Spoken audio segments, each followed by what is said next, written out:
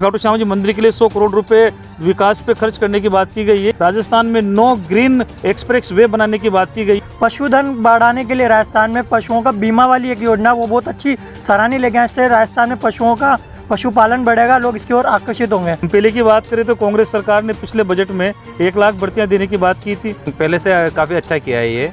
कांग्रेस सरकार ने जो भर्तियां निकाली उनके पूरे के पेपर लीक हो गए, नाती के बाड़े में पेपर बिके।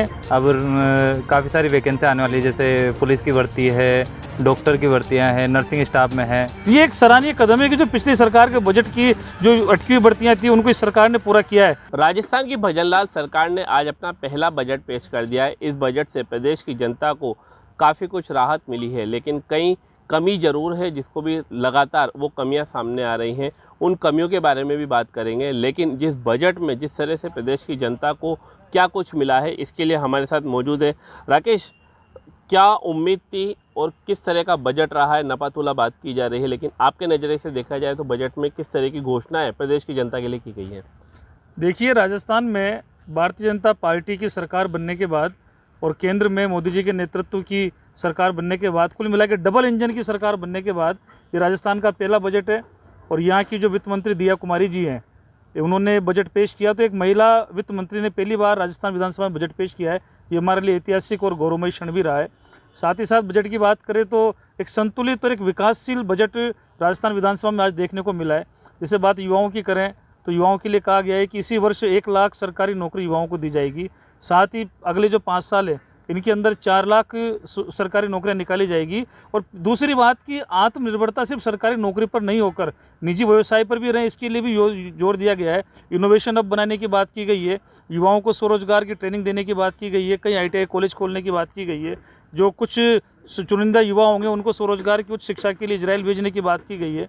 किसानों की बात करें तो किसान सम्मान निधि के पैसे 6,000 रुपये वार्षिक से बढ़ा के 8,000 कर दिए गए। सीमांत किसान, लघु किसान और जो किसान जिनकी बटाईदारी पर जिनकी खेती चलती है उनके बच्चों को KG से लेकर PG तक की निःशुल्क शिक्षा की बात की गई है।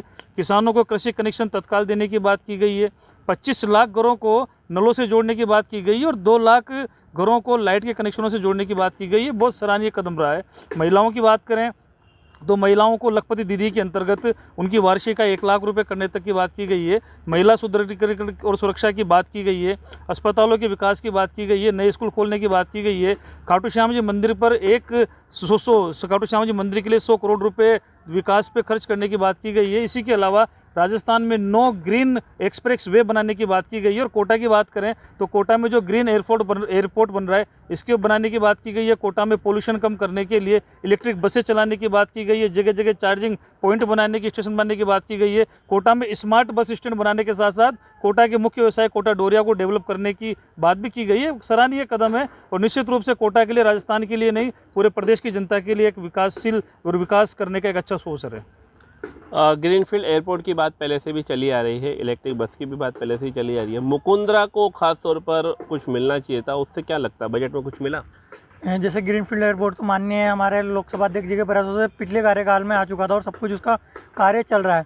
परंतु मुकुंदरा में हम सोच रहे थे कि सफारी वगैरह टाइगर रिजर्व विकसित किया जाएगा, उसके लिए कुछ नया। तो कोटा की जनता निराश इस बात को लेकर है और कोटा को कुछ चीज़ें अच्छी मिली भी है, उसके लिए मैं माननीय दिया कुमार जी का आभार व्यक्त करना चाहूँगा। परंतु महिलाओं को उन्होंने एक बहुत अच्छी चीज़ दी है कि महिलाओं को सबल बनाने के लिए जो नमो दीदी ड्रोन योजना, उसमें एक उन्होंने सब्सिडी भी प्रदान की है। स्पेशल किसानों को ऋण मुक्त, ब्याज मुक्त ऋण प्रदान करने की एक अच्छी योजना दी है। इसके अलावा पशुधन बढ़ाने के लिए राजस्थान में पशुओं का बीमा वाली एक योजना वो बहुत अच्छी सराहनीय लेके आए। इससे राजस्थान में पशुओं का पशुपालन बढ़ेगा, लोग इसकी ओर आकर्षित होंगे।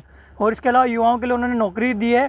नौकरी के साथ साथ युवाओं को सबल बनाने और रोजगार प्रदान करने वाला बना है, रोजगार के लिए विकसित करने वाला, युवाओं को देश बढ़ाने वाला उन्होंने बजट दिया। अच्छा बजट है, मिला जुला बजट है। कमियाँ रही है, जैसे उन्होंने एक ऋण वाली बात कही है कि जो सरकारी कर्मचारी उन्होंने उनको रियायत दर पर ऋण मिलेगा। तो जैसे कि जब सरकारी कर्मचारियों को एक समान वेतन मिलता है तो फिर रियायत दर पर ऋण मिलना गलत बात है। थोड़ा सा मंत्री जी को एक समान वेतन की तरह ही समान दर्जे पर सारा काम करना चाहिए था। भेदभाव वाला बजट थोड़ा सा देखने को मिला है। अच्छा, पेट्रोल डीजल की भी बात की जा रही है, इसके अलावा कई चीज़ें हैं जो मिलनी चाहिए थी प्रदेश की जनता को, वो नहीं मिली है। सर जैसे पेट्रोल डीजल में देख पा रहे हैं युवाओं के पास जो मैक्सिमम गाड़ियाँ होती है वो बाइक्स वगैरह होती है, सो उनमें पेट्रोल यूज़ होता है। जो मैक्सिमम लोग हैं वो सीएनजी यूज़ करते हैं, सीएनजी में वेट कम किया गया है। इसके साथ साथ बहुत अच्छी चीज़ें भी दी गई है महिलाओं के लिए। जो टॉयलेट है उसकी बात की जा रही है, 150 करोड़ रुपए जो दिया है इन्होंने नगर निगम को, वो भी सराहनीय कदम है। और इसके साथ साथ बजट बहुत अच्छा है। एक बजट पे एक और चीज़ देखने को मिली है कि युवाओं के लिए रोजगार की यहाँ पे बात की गई है, 1 लाख नौकरी की बात की गई है। क्या लगता है आपको 1 लाख नौकरी मिल पाएगी? हाँ, ऐसे तो चलता रहता है, ये तो मिल तो पाएगी, लेकिन पहले से काफ़ी अच्छा किया है ये। अब काफ़ी सारी वैकेंसी आने वाली है, जैसे पुलिस की भर्ती है, डॉक्टर की भर्तियां हैं, नर्सिंग स्टाफ में है। सही है, क्या जो है सही है।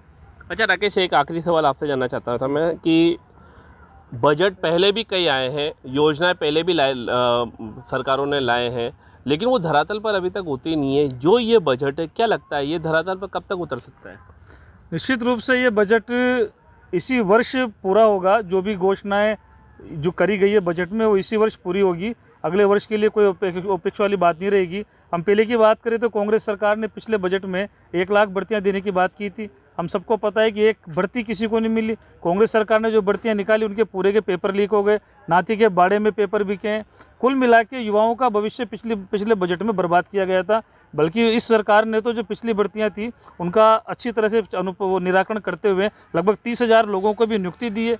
ये एक सराहनीय कदम है कि जो पिछली सरकार के बजट की जो अटकी हुई भर्तियां थी उनको इस सरकार ने पूरा किया है। जब दूसरे की सरकार की भर्तियां भी अब हमारी सरकार पूरा कर सकती है तो अपनी खुद की निकाली हुई भर्तियां तो निश्चित रूप से पूरा होगी, पूरा हमें विश्वास है।